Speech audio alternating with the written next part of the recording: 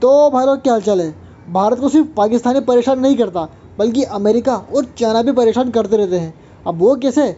America और China सीधे भारत पर हमला तो नहीं कर सकते हैं, पर ये दोनों भारत को ट्रेड वॉर के जरिए परेशान तो कर सकते हैं। जैसे कि इम्पोर्ट ड्यूटी लगा दी, टैरिफ बढ़ा दिया, इम्पोर्ट पर रोक लगा दी या फिर सप्लाई रोक दी। अब भारत के लिए दो न्यूज़ ऐसी आई है जिसमें कि भारतीय कंपनी को ट्रेड पर फ़र्क पड़ सकता है। इसमें से पहली न्यूज़ है कि चाइना ने अपने रेयर अर्थ मैग्नेट को भारत को देने से मना कर दिया है, जिसकी कोई खास वजह तो सामने नहीं आई है। पर हो सकता है कि भारत जैसे पाकिस्तान और चाइना की हरकतों को बाहर एक्सपोज करता रहता है, तो इससे चाइना का दिमाग थोड़ा हो सकता है गर्म हो गया होगा, जबकि गलती भी चाइना वालों की है और बदले में उन्होंने अपने रेयर अर्थ मैग्नेट को देने से मना भी कर दिया। ये रेयर अर्थ मैग्नेट सबसे ज़्यादा ईवी गाड़ियों में काम आता है और कुछ ट्रेडिशनल गाड़ियों में पावर स्टीयरिंग में या फिर वाइपर मोटर में भी काम आता है। इसके अलावा साथ ही ये मेडिकल फील्ड में, इंडस्ट्रियल फील्ड में, एरोस्पेस में और कंज्यूमर प्रोडक्ट में भी काम आता है। और एक खास बात ये भी है कि चाइना इसका सबसे बड़ा सप्लायर है, जो इसका 70 से 80% का सप्लाई करता है और इसके 90% प्रोडक्शन अकेला सिर्फ चाइना ही करता है। इसलिए चाइना इस चीज़ को लेकर अपना दबाव भी बना सकता है।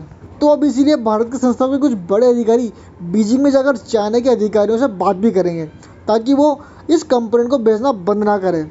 और वहीं दूसरी ओर ट्रंप का दिमाग भी ख़राब हो गया है।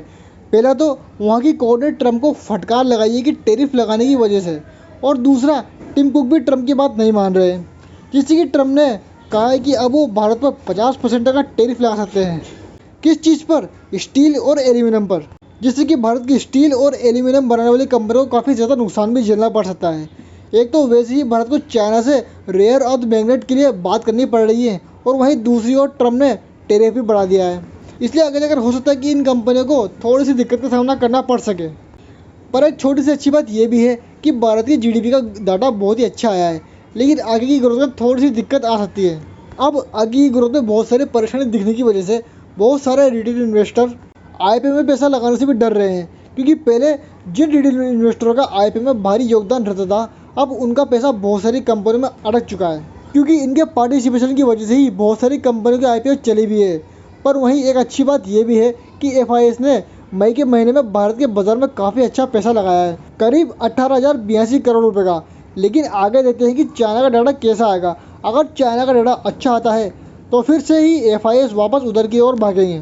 पर फिर भी एक और एफआईएस जहां भारत के अंदर अपना इन्वेस्टमेंट बढ़ा रही है, वहीं दूसरी ओर एक खास बात यह भी है कि भारत अब सेमीकंडक्टर के अंदर ज़्यादा फोकस भी कर रहा है।